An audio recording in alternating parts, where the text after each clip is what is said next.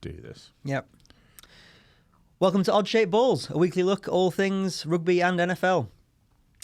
So, we've got the next week of the Six Nations coming up. Could not be more excited. It's a good weekend. It is. It's very exciting. Some big... Unless you're Italian. That's true of every weekend in the Six Nations, isn't it? Yeah, and in wars. Either way, you're going backwards. Yeah, exactly. That was the implication of that joke. That was the idiom you were playing off, was it? Yes. Oh, very good, very good. Thank God you're here to explain the joke. I mean, if an education's worth anything, David, it's a little war rugby idiom explanation. Brilliant. Although, well, we'll get onto that in a sec. But I think so. Fixtures this weekend, they are exciting, they are interesting. But one way of looking at it is, why overthink it? There is a chance Wales could get battered by England at Twickenham, or certainly, beaten well at Twickenham. Really good chance France could just go up to Scotland, just knock Scotland off, and we all think Ireland are going to batter Italy. Like, give me a good reason why none of those things might happen. Well, you're absolutely right. And what has worried me as a Scot by birth, despite not by vocals, is so many people back in Scotland saying, oh, they've beaten France the last 2 years, they've got their number. But the last 2 years, one of them was a red card, and then they could have won anyway, apart from a catastrophic brain fart in the last minute to not kick it off when the clock had gone red. And then the other one was that Scotland needed to win by, what was it, 9 points? Something like that. And that became apparent that wasn't going to happen, and then they kind of tapped out. So the fact that Scotland has won twice in a row doesn't make me think that they've got their number. It's rather worrying. And the week before I was ready to crown Finn Russell as the greatest player alive, and then he disappeared against Wales. I still haven't got over the Welsh defeat. How can you beat England and then lose to a county of England? Who's Scotland going to lose to next? Norfolk. Yeah, exactly. The East Midlands have got bringing all their big guns to play at Murrayfield. I think you make a good point. I also think I'm worried for Scotland because I think Wales were really physical at the breakdown against Scotland. I think that was a big part of them unpicking Scotland's rhythm, not giving them the time they wanted on the ball. And France, their physicality the last couple of weeks has been monumental. And people have been saying it looks good because it looks like the weather's going to be gash up in Edinburgh. But I think that plays into the French sand. They're monsters up front. The strength of the Scots, bizarrely, is their back three. They need to be getting that ball out wide. Finn Russell being the magician in the centre and getting it to their wingers and just charging it down their throats. That's their only way that Scotland are going to win. They are not going to win if it starts being a mole and a ruck game. Especially with the injuries. Because Richie Gray's out, Johnny Gray. Looks like Matt Fagerson isn't going to play either. So you've lost your biggest ball carrier. You've lost your two ruck noses, your physical presence in the middle of the park. So that looks like it's going to be even worse for them. Yes, I can't. I'm worried. But the only time that Scotland do win is when they're written off. So that's the only thing to hang on to. Or if the French bus gets delayed. Yes. Or they just wake up all French. Yeah. So, if I ever want to have a nice glass of red again, we best march a few steps back in this one.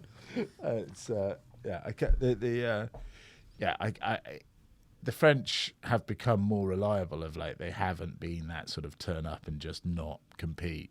So it doesn't look good for Scotland. But I shall advance towards the weekend with some sort of pride and hope that I'm proved wrong. Yeah. If there was one area I think Scotland could attack France, it would be just pegging them back territorially and just starving them of possession and making them get a bit antsy and maybe bring out some of that, what would you call it, French rash decision-making, let's put it. Yeah, but I don't know. Antamac is so much more level-headed than any fly half that they've had since probably Thomas Castanet. I don't think...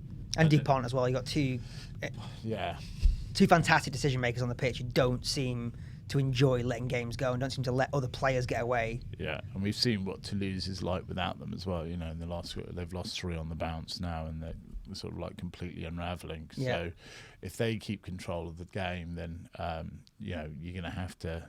I mean, he's called the magician, and he is going to have to perform some absolute magic if Finn Russell can turn it around. Could you see Finn imploding? I could see Finn imploding. Well, he's now 2 yellow cards and 1 red out of the last 6-7 games. So yeah, it's always a worry. It's always a worry. I mean, I adore him as a deity, but yeah, he does implode every now and then. It does seem like every now and then he gets.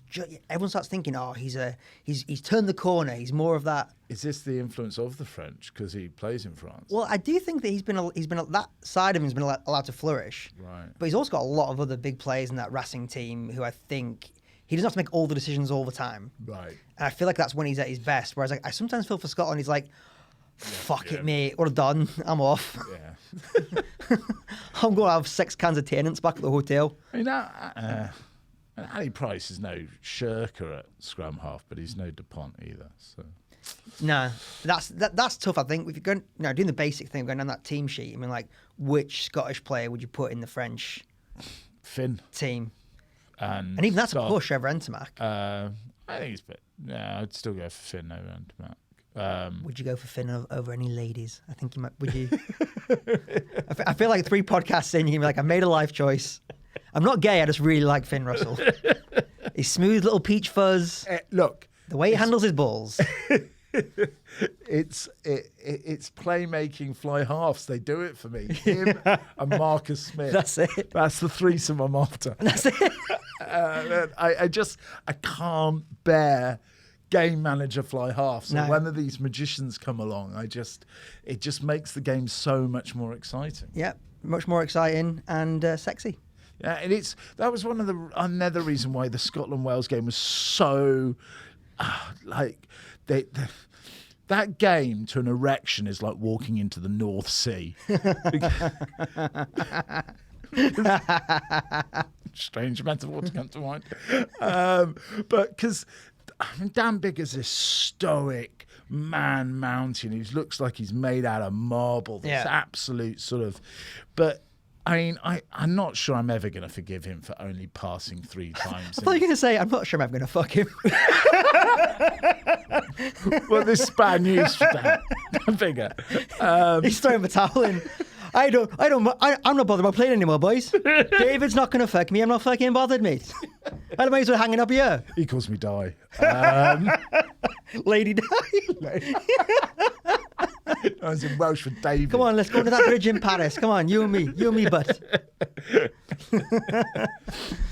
No, well, I mean, I'm never going to forgive him for only passing 3 times in a Lions test. I mean, the nickname for a fly half is the ball slapper. You know, that is one of the many nicknames because they're meant to pass it on. Yeah, is it? Yeah. When was the ball? Because they're passing it on. They're slapping it onto their attackers. Might be egg slapper, not ball slapper. I'm not sure it's better. Don't come here if you don't want your egg slapped. T-shirts available next week. We'll have them in the store. And only passing 3 times, it made rugby look the worst game in the world. It did. I mean, I think everyone who watched that Lions series was just like, this is not an advert for them. Also, I think in general, the Lions is in an interesting place. Because if you think back to like 20, 30 years ago, Northern Hemisphere teams couldn't beat Southern Hemisphere teams by themselves. And the Lions coming together was a bit of an Avengers moment of, if we all come together, we can maybe pull off a victory. Now, we're in a place where the Northern Hemisphere, Ireland beat New Zealand twice out of 5, England beat New Zealand. We've been here before when England won the Rugby World Cup in 2003. 2 years later, they went to New Zealand and everybody went, well, are the Lions going to be the same? When the world champions gang up with 3 other teams to go and take a really small island on, and then they got smashed 3-0. Yeah. So there's still a magic about that. I think there is, but I think the Lions should maybe be a bit more like the Barbarians. I think the Lions should be a bit more like, yes, we want to win. We absolutely want to win. But we're going to win fun. We're going to win fun. That's the biggest... Then they're going to have to get a new head coach. They are. They are. Yeah. But the other thing, I mean, I said we'll wait till after the fixtures to talk about it. This is crucial about the South Africa joining the Six Nations. So if they join the Six Nations, where does that leave the Lions? Yeah. You're not going to tour. I mean, I know it's only for South Africa once every 12 years, but they're losing something massive there. And, they're not joining the Six Nations. Them announcing it. It's like when an actor you've never heard of gets announced in the press as favourite to be the next Bond. Yeah. You go, yeah, the only people that think this, don't even think this. The only people are saying this as this actor's PR agent. Yeah. This doesn't come out of the Broccoli estate. Yeah. The butlers overheard the Broccoli's talking about a new actor. He's definitely going to be the new Bond. No, that actor has paid a PR agent thousands of pounds to get him in the press, and you go, oh, who is this string of piss in a cheap suit that thinks he's Bond? Oh, he must be a really good actor. Yeah. And then he gets it, and he's, it doesn't mean that he'll then start being referred to as Yeah. the next Bond. No one believes it. It doesn't. Barbara Broccoli doesn't go, who? Oh, all right then, if the press say so. But his stock raises in other respects, and when his agent is bargaining for other things.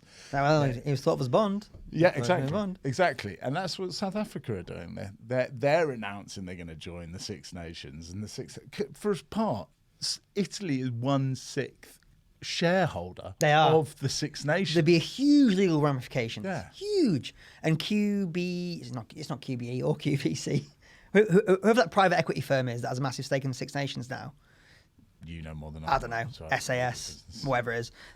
Because there's a lot of rumours that it's them that are touting this because they see it as a lucrative market and a way to increase revenue, yada, yada, yada. But you've got to think, just on a business level, the amount of money and legal red tape it would take to get an equal shareholder. Yeah. Just because they're shit doesn't mean they're less of a stakeholder in the Six Nations. Yeah. So to yank them out, put South Africa in, the benefit of that doesn't seem worth the squeeze. Yeah, absolutely. Yeah. Especially CVC. Oh, thank you very much. I knew it was in that mix. Especially because Italy there is some hope on the horizon. Don't know if you've noted they're seeing their under-20s teams beat England 2 out of 3 times. Yeah, I didn't know it was twice. Wow. And England's under-20 team... No, they put 40 points on Scotland. Yeah. Yeah. Well, I think the under-20s have been a pretty good prediction of... Like, a couple of years ago, Tom Curry, Underhill... the crop of players, Sinclair, I think, crop of players came through the under-20s team. And before that, it was the George Ford, Owen Farrell under-20s team. Yeah. Itoji was the captain of that team that won the under-20s World Cup. That's right. And then, obviously, the French under-20s recently was Dupont and Ensimac. So those under-20s programs can be a good prediction, have been recently a good prediction of... Is this your excuse for keeping eyes on under-20s? One of them. Okay. The other one is their silky thighs. That's the main one. Do you think Finn Russell could be a good Bond? Would you put Finn Russell in at Bond?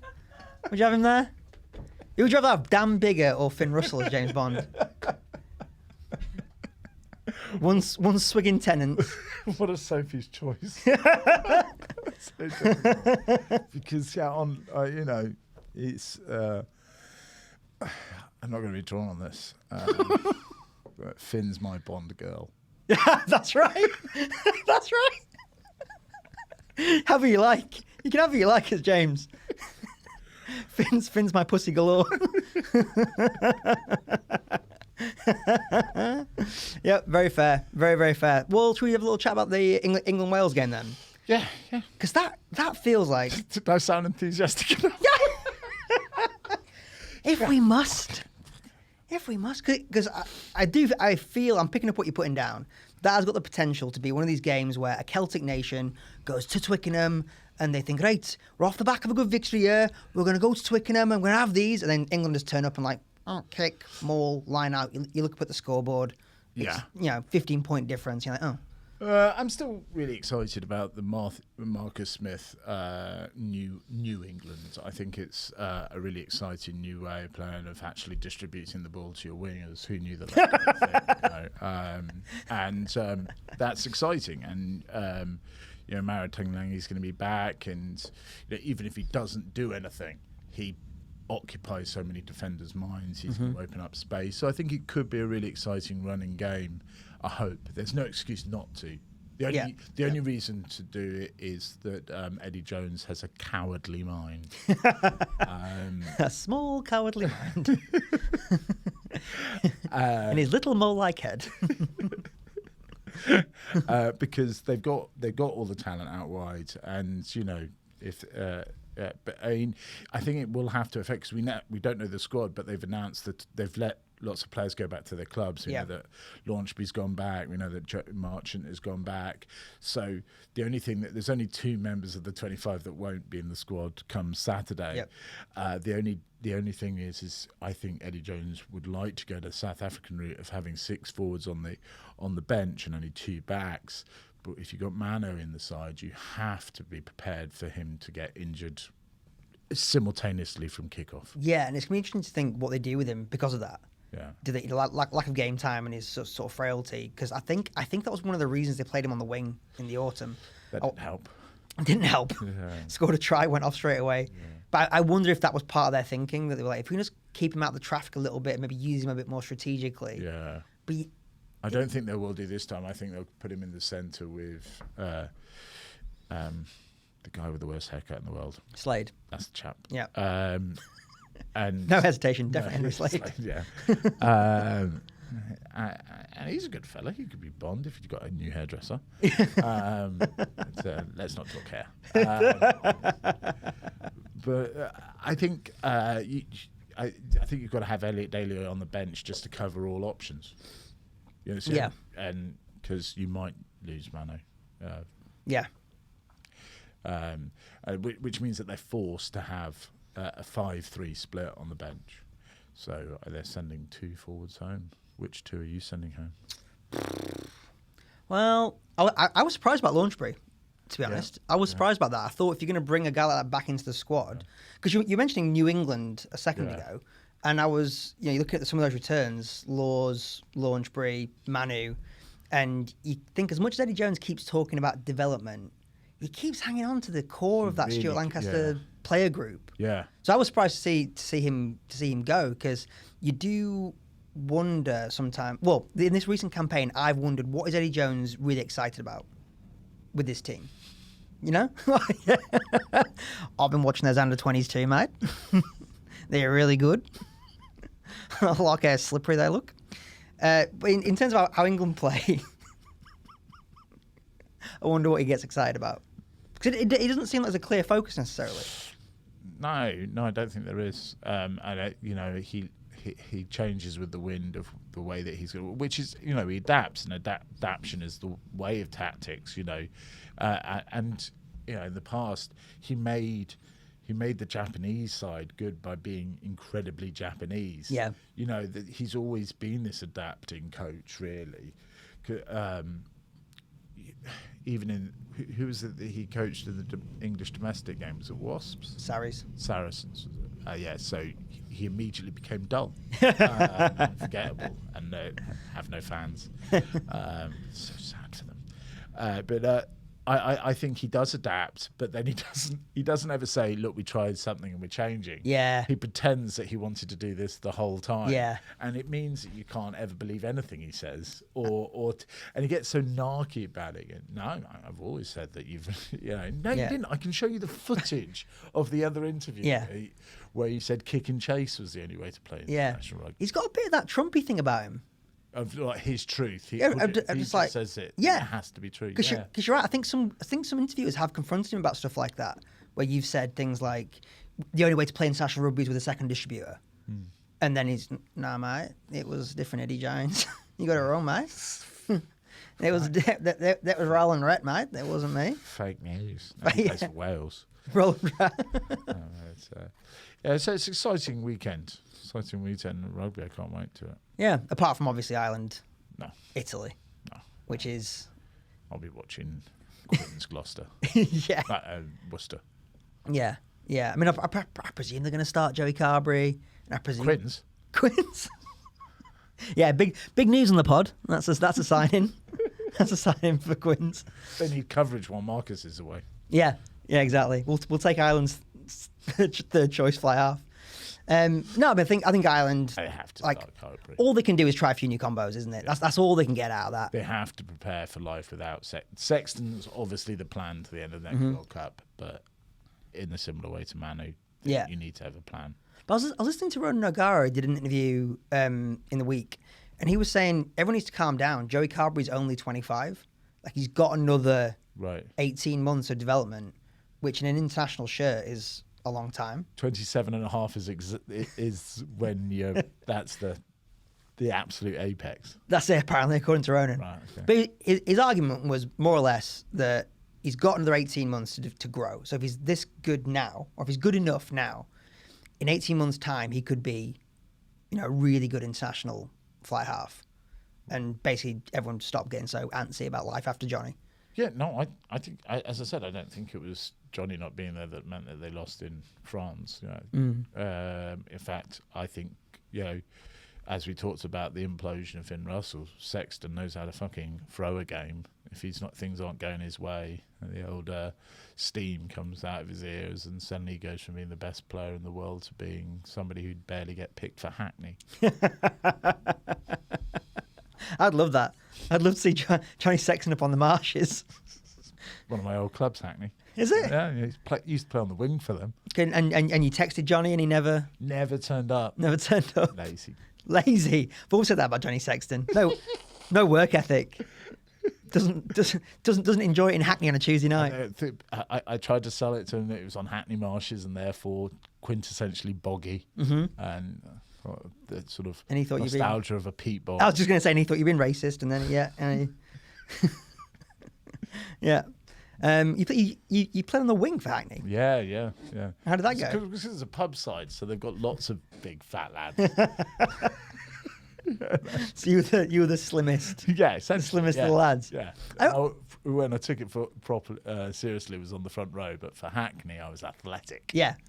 I've often thought that as you get older and battling with weight problems or whatever, the key to it is just to tell everyone who's battling with weight problems. Generic people out there in the world. Okay. No one in this podcast. Okay. Just generic humans. Okay. Neither of us. So if you just tell people you used to be like 18 stone, like if everyone I met, I was like, yeah, I've been working out. I used to be 18 stone. Right. They'd be like, fantastic. It's amazing. You must have lost at least 3 foot. Yeah.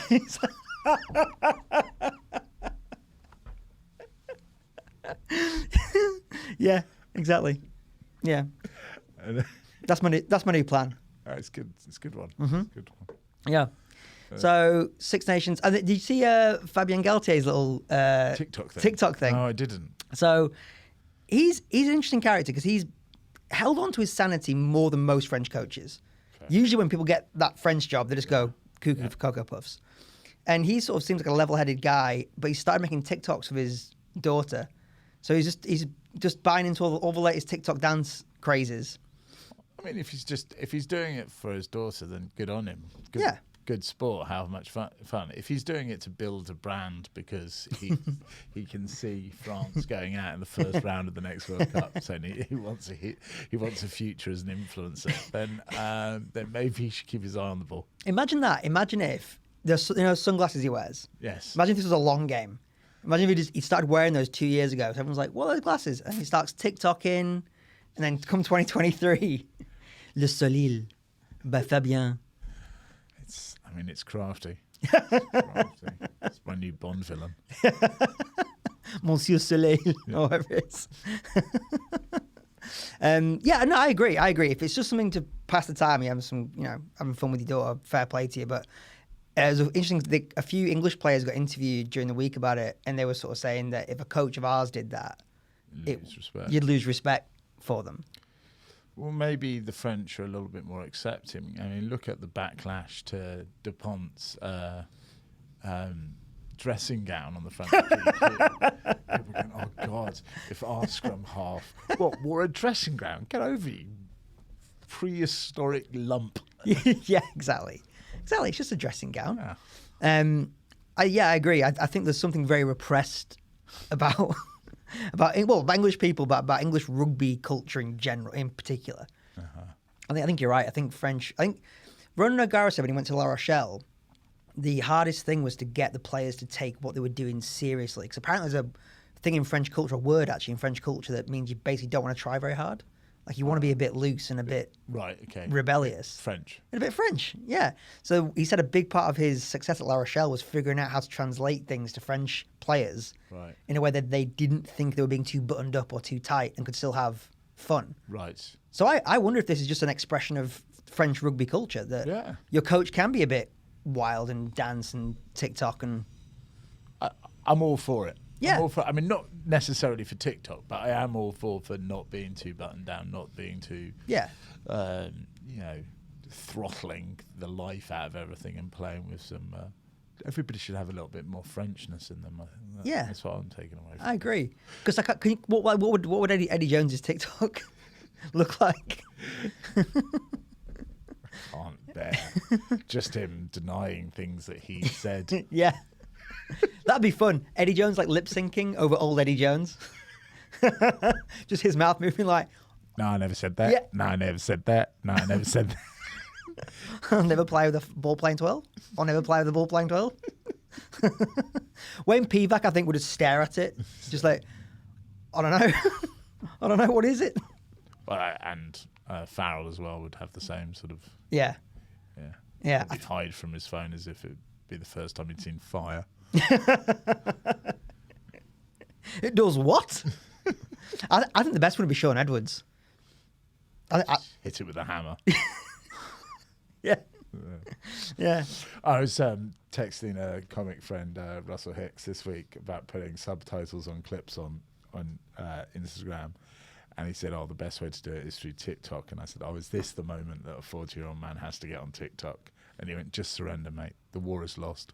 Yeah. And I thought, God, he might have a point. Have you used it? No, I haven't.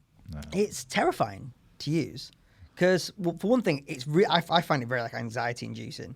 Because it's just like this infinite scroll, never stops, and it just keeps showing you new shit.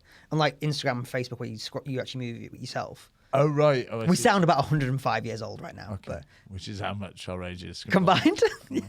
But yeah, it just keeps showing you shit. And the other thing is just like, until you filter your settings, it's always like teenage girls dancing. Sounds terrible. When I first got it, I just threw my phone across the room. I was like, Who's... That's a set off my ankle tag. 100%. I'm not within 20 feet of a school. Fuck off. Leave me alone. Back to the under-20s rugby. Back to the under-20s rugby. But yeah, Russell's 100% correct. The war is lost. Yeah. We got to do it. We've got to be on there. We all need to follow more Fabian Geltes. Fair enough. Yeah. If this is what it means to be a little bit more French, then I'll take it. Yeah. Yeah. You wouldn't have... That'd be a good French starter pack. It's like red wine, cheese, TikTok dance routine.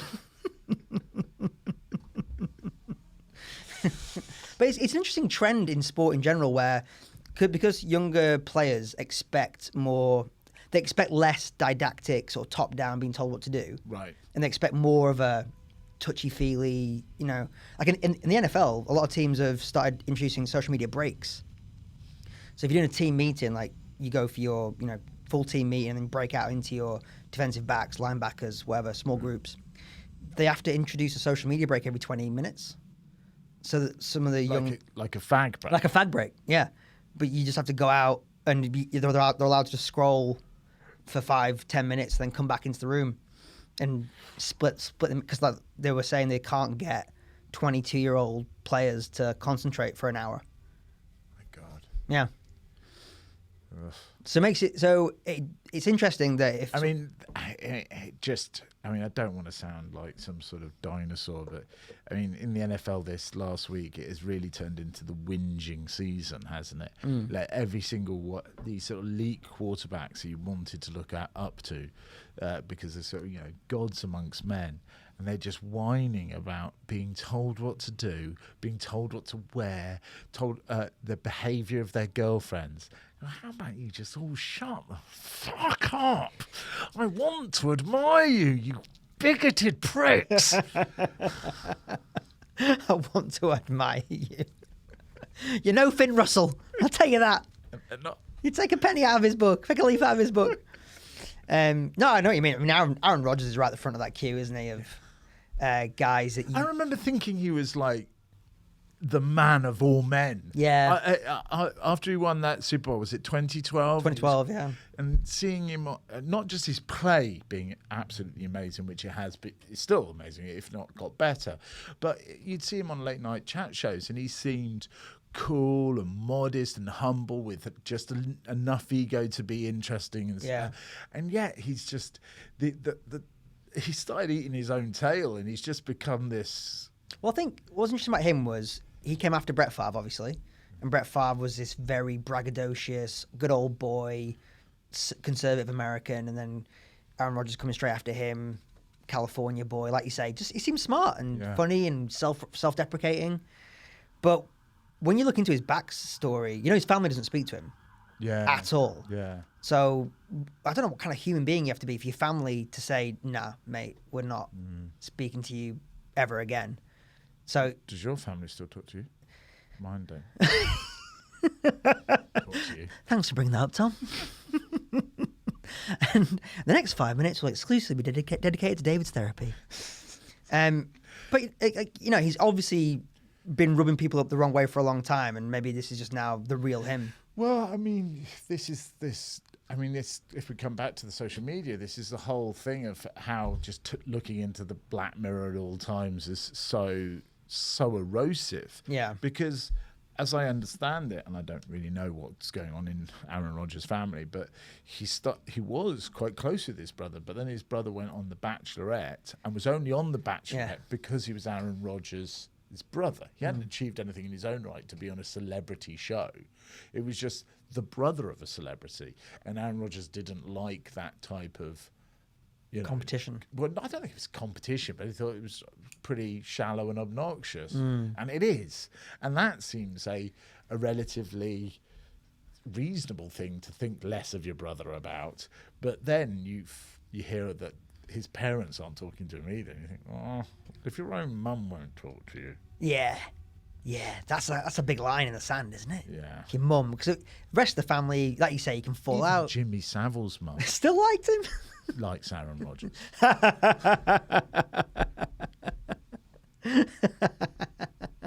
Yep, absolutely. And who else? Jared Goff looks like he might be out of a job. That's a hell of a fall from grace. I mean, is he that bad?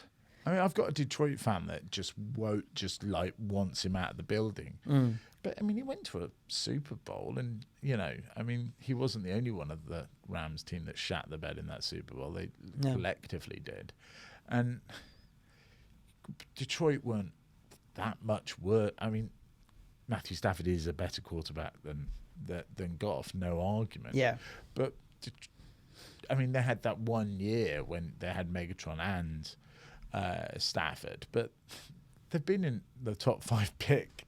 Yeah, throughout. So it's not like they've suddenly, we were amazing with Matthew Stafford and now we're shit. I was going to say, who are these entitled Detroit fans who want to get rid of Jared Goff? It's like, fuck off. Like, you've been shit for a really long time. He's a reasonable... You've been wasting a good quarterback. Now you have what you deserve. Yeah. Yeah. A ginger one. That is a good symbiosis of city and hair colour. I feel like the Detroit... Rust. Yeah, rust. Just genetic mutations and rust. Welcome to Detroit, everybody. I don't know even if he is. Is he ginger? It's blonde, isn't he, actually? Goff. Goff. Yeah, but I feel like he's ginger in his soul. Oh, right, okay. He identifies. He identifies as a ginger, yeah.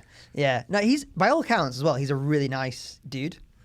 Like, he's one of these guys he's kind of what you thought Aaron Rodgers was. Right, okay. Like, clever guy, self-deprecating, kind of knows where he sits in the league.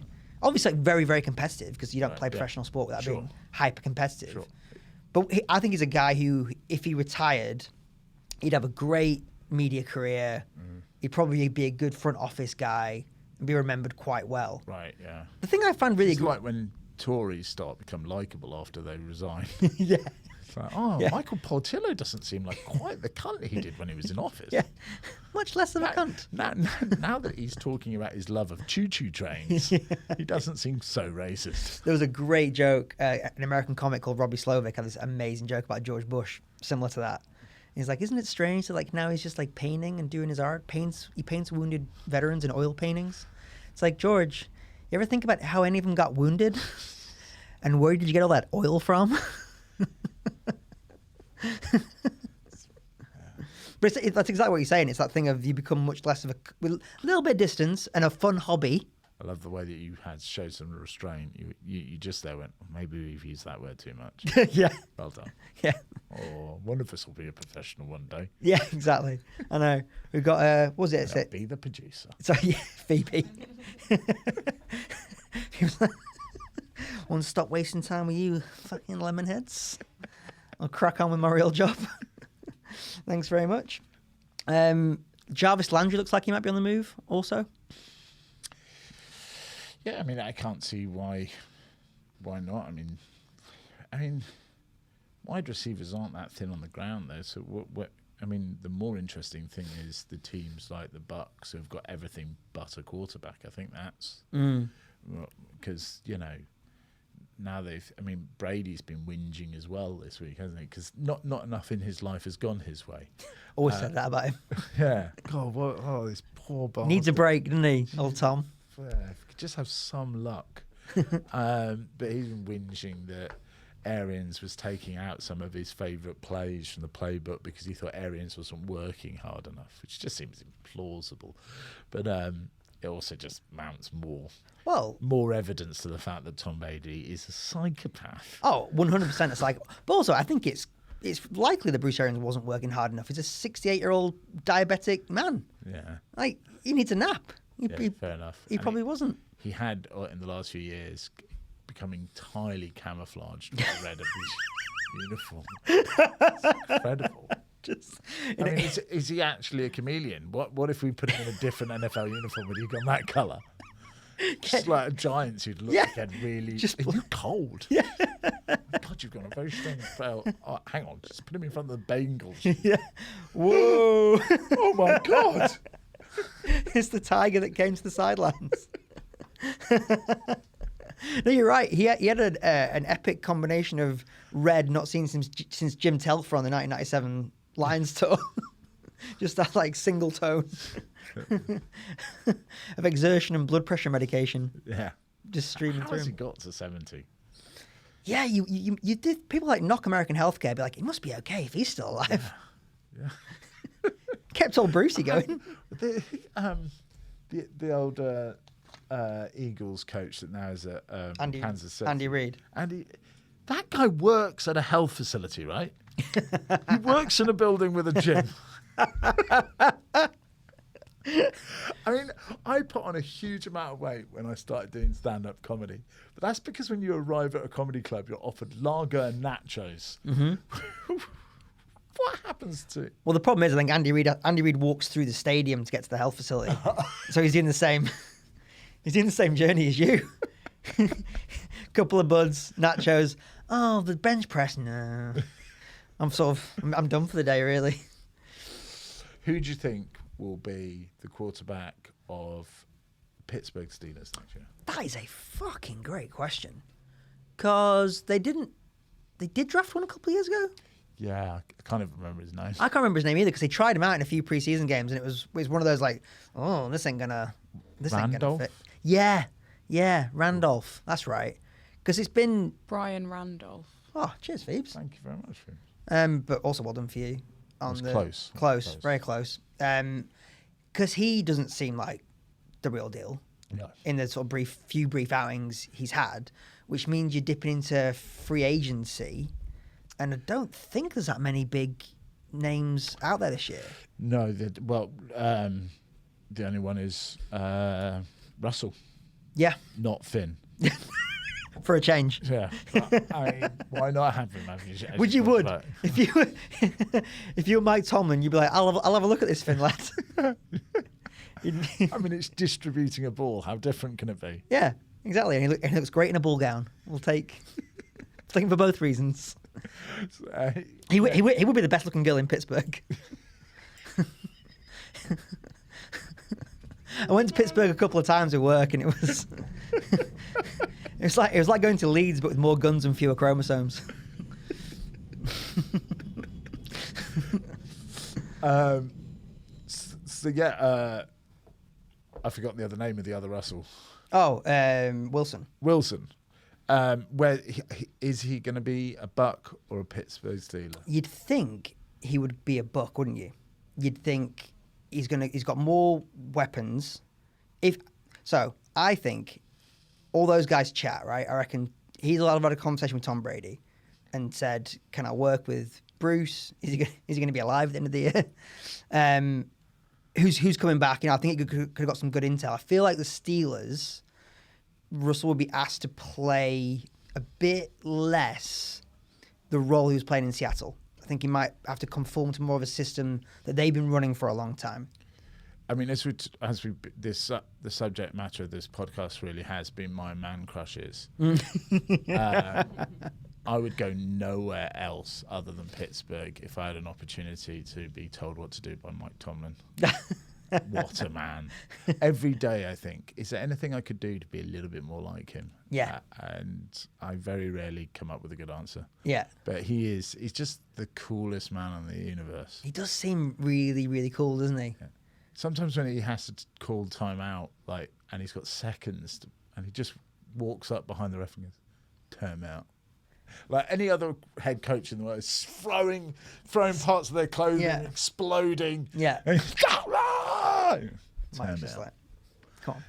So And the ref's like, say it again, Mike. Yes, whisper it. Do it one more time. Oh. I'll call it again for you. Call me by your timeout. So Tomlin is my Bond. Finn's your Bond girl. Bond girl. Right, and Bruce Arians can be Q. It's M, surely. M. Yes, surely. That's right. Yeah, just an old one up in the stands. Yeah.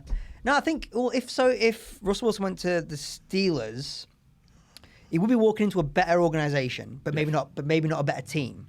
And I wonder if Russell thinks he's got 3 years left to win, 4 years left to win. I mean, with what Tom Brady's done, I think so many quarterbacks are now thinking, I can do this till I'm 38, 39. Maybe not as 45 like Tom Brady did, but I can maybe play. Russell's, I think, 33, 34.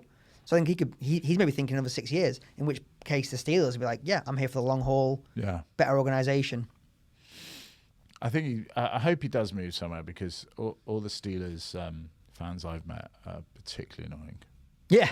They're all people that about 8 years ago got into craft beers, beards, tattoos, and American football, and Steelers and the Seahawks happened to be the good team at the time. Yeah.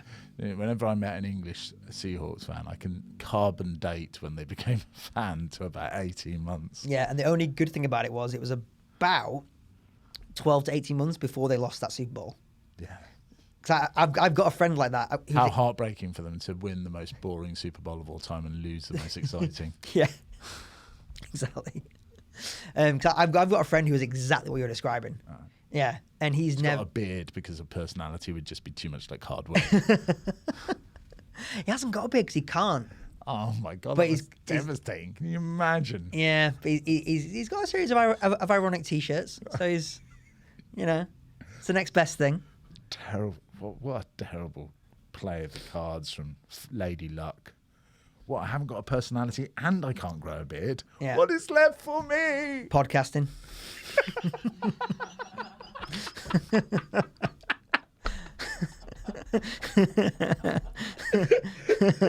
I'll be sat across from you every week, buddy.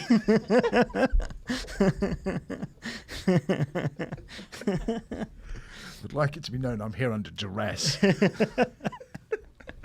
And I'm here willing to undress. But because we're both Giants fans, which I think is a much more moral high ground than being a Seattle Seahawks fan. Yeah, it is. When did you start following the Giants? Oh, really early doors, and it was utterly luck. I mean, look at me just saying, I was like 6, 7. American football was on the TV. I asked my mum for American football jersey for Christmas when all my friends at school wanted Arsenal tops. And this is pre-internet, so my mum's having to go through the yellow pages, drive us around these little country villages to find these weird independent sports. They not only had an American football jersey, which in and of itself back then was rare, but to have children's ones. Yeah. And finally there was one. And I walked in, and they knew that we were coming, and said, "Do you want to be a giant or a bear?" And I just randomly said giant.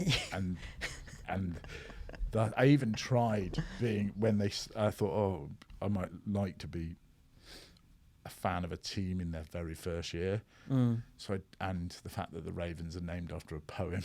So I wanted to go to drama school at the time, which I did then go on to drama school. That was a success story. So I thought, oh yeah, be a fan in the opening year, and it's named after a poem. It's so me. And then they beat the Giants in the Super Bowl, and I was heartbroken. So it turns out you can't change your team. No, I think I was a little bit later. I was like mid 2000s. We did a family trip. Well, when they first, because a lot of British Giants fans are from that first trip. Super Bowl. No, the first trip of an NFL team. Oh no, it was before then. It was before then because it was that. So because the year they came to Britain the first time was that Super Bowl 2000, year. 2007. Yeah. This was we did a family holiday to America, and I think at some point I was always into New York, and I was like, if I'm going to support an American football team, it should be for the city that I like the most. Yeah. So I'll just go for that. And they weren't very good at the time. So the Tiki Barber, Kerry Collins years. Yeah, they weren't very good during that. But it felt good after that to started supporting a team who would. And then you got 2 Super Bowls. Worked out for you. Yeah, exactly. And then every year just getting to watch Eli Manning's rubbery little face of incredulity getting up from. I still miss him. He's great. He's my Q. He's a great Q. Yeah. That's a great. Would you have him or Peyton as your Q? No, I've got to have a giant. Yeah, Eli's good because he would be not emotionally invested in anything Bond did or said. He's incapable. Exactly like he wasn't in what the Giants did. Yeah, just Bond's blown up Q's arm and he's just like, why would you do that? Why would you do that? That's what I thought Eli looked like he was about to say every time he got sacked. Why would you do that? Yeah. That's just mean. I don't know why. We talked before the game. You seem nice. You seem like a God-fearing Christian. Yeah, I met your mama. He ain't raised you better than that. He's him and Peyton doing those Monday Night Football things is a lot of fun. Yeah. Have you watched any of those? No. Again, I kind of don't want to hear my heroes talk. But you can hear Eli Manning, surely. That's fine. They're actually great because it's just 2 brothers taking the piss out of each other for whatever it is 3 hours at a time, and they get great guests. You're looking red. No, you're looking red. yeah. No, I think my forehead is marginally higher than yours. They had Tom Brady on, and Eli Manning dropped the best joke. It's like Tom Brady's still trying to do corporate patter. He's still playing for the Bucs at the time. Right. So he's like, hey, Eli, I always thought when we played each other, it was a real tough game. And I always thought playing you guys was real tough. And Eli just came back and went, I never had any problems playing you, Tom. Especially those 2 times. and Tom Brady is like, you motherfucker, I can't believe you just sandbagged me on national television when I was trying to be all nice. But it was really quick. It doesn't come easy to him, though. What, being nice? Yes. Oh, no. No, you feel like there's just a basement full of dead pets in Tom Brady's house. There's a lot of rabbits that didn't make it. You say rabbits, I think they're ex-girlfriends. Yeah. Either way, they were bunnies. Yeah. Right. Do you want to? Should we finish with some predictions for the weekend? Can I just say, I think it was actually Quentin Randolph. I feel like your fans are going to be like a stickler. So if I've said the wrong thing, I have a feeling you were talking about Quentin Randolph earlier. I don't know who Brian Randolph is. There's quite a lot of Randolphs in the NFL, it turns out. I hope Brian Randolph is well and safe. Well and safe, wherever he is. Yeah. Sorry, I just wanted to clear that one up before anyone got too... I appreciate it. uppity. Yeah. If my mum wants to write in with any any problems on Quentin Randolph. Right, predictions for the Six Nations games for the weekend. So we got France, Scotland, England, Wales, Ireland, Italy. Wait, what are you thinking? I'm going to say France because I like to either be right or be happy. Great answer. And England will beat Wales. Yeah, I would go England by, I think it'll be a decent margin. I think England by like 12. And I think France will beat Scotland by about the same. I think France are going to have too much for them. And I agree with you. If it's wet up there, France are a bigger, more physical team. Monsters, that pack. With better decision makers across the pitch. Yeah. And Scotland are got a weakened pack. Yeah. So, and then unless the Ireland plane gets rerouted to Minsk, they're going to beat Italy comfortably. All right. Even then, if the Ireland team doesn't turn up, Italy have to play their own under-20 side and then lose to them too. There's 6 Irish fans in the crowd walking down. We'll make up the numbers. Come on. Grand. All right, this has been another episode of Odd Shaped Balls. Thanks for listening. Thank you. Bang on it.